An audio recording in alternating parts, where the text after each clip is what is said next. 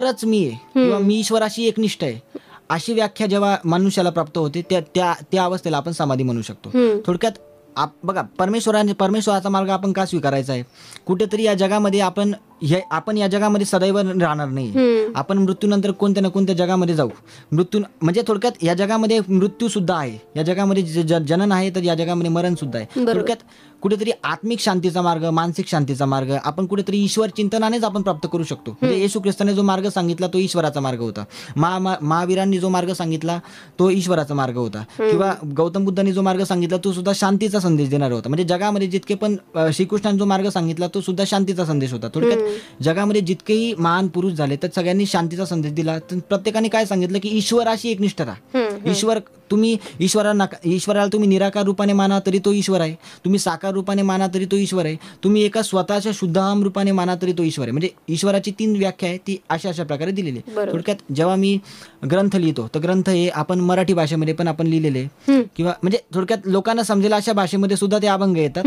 आणि काही अभंग हे गुप्त ज्ञान दत्ताश्री भाषेमध्ये येतात. म्हणजे गुप्त भाषेमध्ये, म्हणजे तुम्ही जर एकदा कधी आले काव्यविश्व सदनामध्ये तर तुम्हाला सर्व दिसेल की गुप्त ज्ञान दत्ताश्री भाषा अशी आहे की जी भाषा या जगामध्ये कुठेच नाही. म्हणजे गुप्त म्हणजे अनेक आपल्याकडे इतिहासकार सुद्धा येऊन गेले किंवा अनेक आपल्याकडे पत्रकार सुद्धा येऊन गेले आणि प्रत्येकाने त्या भाषेचा सुद्धा अभ्यास केलेला आहे. ती भाषा जगामध्ये एक वेगळी भाषा आहे. गुप्त ज्ञान दत्ताश्री भाषा ही योगिक भाषा आहे.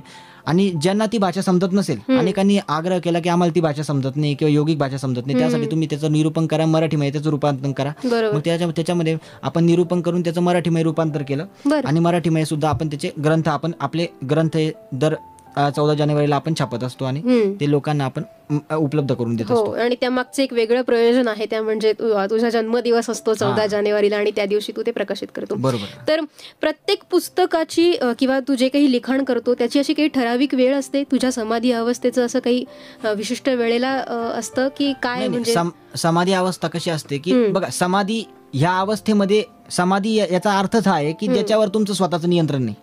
समाधी कधी येऊ शकते, म्हणजे अक्षरशः रात्री 12 वाजता सुद्धा समाधी लागू शकते, रात्री 3 वाजता. बघा संतांना भक्ती करण्याचा केव्हाही अधिकार आहे. संत कधीही भक्ती करू शकता. असं नाही की भक्ती करण्याची एक विशिष्ट वेळ असते. 5 वाजता तुम्ही भक्ती करू शकता, 7 वाजता, संध्याकाळी 7 वाजता तुम्ही भक्ती करू शकता. नाही, माझं जे जीवन आहे ते योगिक जीवन आहे आणि मी जीवन कसं जगतो, योगिक. म्हणजे सामान्य माणूस जसं जीवन जगतो तसं मी जीवन जगत नाही. मी जे जीवन जगतो ते योगिक जीवन जगतो. म्हणजे काय सांगायचं तात्पर्य असं की मी कधी भक्ती करतो, मी कधी उपासना करतो, मी कधी आचरण करतो, मी कधी समाधीच्या अवस्थेमध्ये जातो. समाधी म्हणजे याचा अर्थ असा की समाधी सम अधिका आधी म्हणजे समाधी, म्हणजे ज्या अवस्थेमध्ये माणूस हा फक्त समतेने युक्त आहे, ज्या अवस्थेमध्ये माणसाला कोणतीही भेदभावाची जाणीव नाही की हा पुरुष आहे, हा स्त्री आहे अशी जाणीव नाही, किंवा हा उच्च आहे, हा नीच आहे अशी जाणीव नाही. म्हणजे एकंदरीत ज्या भावनेमध्ये माणसाला समतेचा विचार जास्त रुजला, त्याची व्याख्या म्हणजे समाधी. थोडक्यात सांगायचं तात्पर्य असं की ही समाधीची अवस्था आपण कधी साध्य करू शकतो. थोडक्यात प्रत्येक अवस्थेचं एक मर्म आहे आणि प्रत्येक अवस्थेचा एक उद्देश आहे आणि प्रत्येक अवस्थेचा उद्देश एक पुस्तक रूपाने बाहेर येत असतं की अशा प्रकारे त्यामध्ये आपल्याला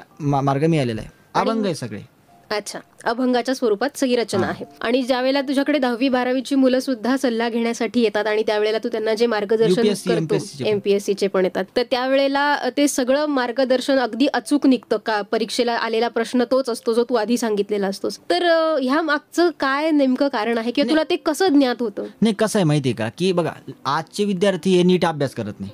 आजचे विद्यार्थी मनापासून अभ्यास करत नाही. मी जेव्हा 10वीला होतो ना, तर आमच्या शिक्षकांनी आम्हाला काय सांगितलेलं असायचं माहितीये का की मी गाईड वापरायचो नाही. बघा, आयुष्यात जर तुम्हाला यशस्वी व्हायचंय ना तर कधी तुम्ही गाईड वापरू नका, वेगळं असं काहीतरी रेफरन्स वापरू नका किंवा वेगळी अशी नोंदणी वापरू नका. मी आयुष्यात अभ्यास कसा केला हे मी तुम्हाला सांगतो की मी केवळ पुस्तक वाचतो, जे ओरिजिनल पुस्तक आहे ते मी वाचतो. म्हणजे तुम्ही जर गाईडाचा आधार घेऊन जर वाचन करत असाल तर तुम्हाला कधीच अभ्यास येणार नाही.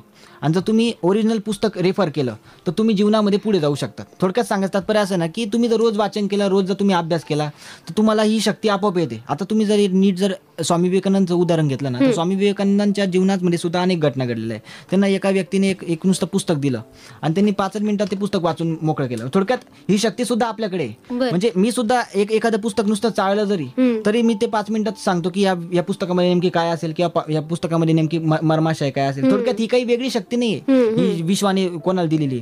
ही शक्ती तुमच्यामध्ये, ही शक्ती प्रत्येकामध्ये. पण लोक काय करताय माहिती का, आज लोक व्यसनाच्या नादी लागून ही सगळी आपल्यामध्ये जी आत्मिक शक्ती होती ती सगळी व्यय करताय. थोडक्यात ध्यान मार्गातून आपण सर्व विकसित करू शकतो. ध्यान मार्ग म्हणजे काय की तुम्ही रोज 24 तास जरी रोज तुम्ही 5 मिनिटं जरी ध्यान केलं, रोज तुम्ही 3 मिनिटं जरी उपासना केली तरी देखील तुमचे आंतरिक चक्षु जागृत होऊ शकतात. अशा प्रकारची व्याख्या आहे. बरं, आणि ते असं म्हटलं जातं की ते ब्राह्ममुहूर्तावर केलेलं ध्यान हे जास्त फायदेशीर ठरतं, तर त्या बाबतीत तुला काय वाटतं? नाही, ब्राह्ममुहूर्तावर सुद्धा ध्यान केलं ही सुद्धा एक व्याख्या आहे. परंतु मला असं वाटतं की आजची परिस्थिती, आजची युवक जे आपण पाहिले ना, तर हे सकाळी किती वाजता उठतात हे याच्यावर आहे. आणि आम्ही अनेक युवक पाहिले की ते 7-7 वाजता, म्हणजे त्यांच्या घरामध्ये देवपूजा 12-12 वाजता होते. मग मी सांगतो की देवपूजा करून उपयोग नाही.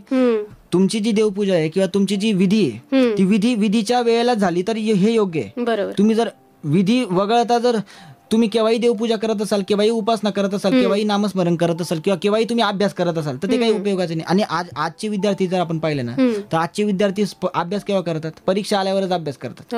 खरं तर अभ्यास हा, आणि कसं असतं माहितीये का, तुम्ही शालेय पुस्तकांव्यतिरिक्त सुद्धा तुमचा अभ्यास असला पाहिजे. म्हणजे शालेय मी जेव्हा शाळेत होतो तर शालेय पुस्तक सुद्धा मी वाचन करायचो आणि याच्या व्यतिरिक्त सुद्धा मी दुसरे पुस्तकं सुद्धा रेफर करायचो जे माझ्या सिलेबसमध्ये नाही, ते सुद्धा मी वाचन करायचो. थोडक्यात सांगायचं तात्पर्य असं ना की विद्यार्थी हा पूर्णतः जागृत असला पाहिजे. विद्यार्थ्याला बघा कसं असतं माहिती का, तुम्हाला जगायचं आहे तर केवळ स्वतःसाठी जगू नका, तर आपल्याला भविष्यासाठी काहीतरी द्यायचंय, भविष्याला समाजाला आपल्याला काहीतरी द्यायचंय. या दृष्टिकोनातून आपण जगलो, उद्याची परिस्थिती काय राहील याचा विचार नका करू, तर भविष्यामध्ये एक वर्षानंतरची परिस्थिती काय राहील याचा विचार जर करून जर आजच्या विद्यार्थ्यांनी जर आजच अभ्यास सुरू केला तर येणारा काळ खऱ्या अर्थाने प्रगल्भ राहील.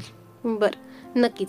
तू कोणाला आदर्श मानतोस आणि व्यसनमुक्ती करण्यासाठी कुठल्या आदर्शांची जोपासना करावी याविषयी काय सांगशील? मला असं वाटतं की व्यसनमुक्ती करण्यासाठी आपल्या महाराष्ट्राला जी संत परंपरा लाभलेली, तर या संत परंपरेचा जर नीट आपण अभ्यास केला तर हीच आपल्यासाठी व्यसनमुक्तीसाठी खरा आदर्श आहे. म्हणजे निवृत्ती ज्ञानदेव, सोपान मुक्ताबाई, एकनाथ नामदेव, तुकाराम, शाहू फुले आंबेडकर, हे जी आपल्याला जी परंपरा लाभलेली, ही महाराष्ट्राची जी संत परंपरा आहे, महाराष्ट्राला जो ऐतिहासिक वारसा लाभलेला आहे, मला असं वाटतं प्रत्येकाने जर ग्रंथालयात जाऊन यांच्यापैकी एकाही संताचं नुसतं वाचन जरी केलं तरी त्यांना व्यसनमुक्ती होऊ शकते किंवा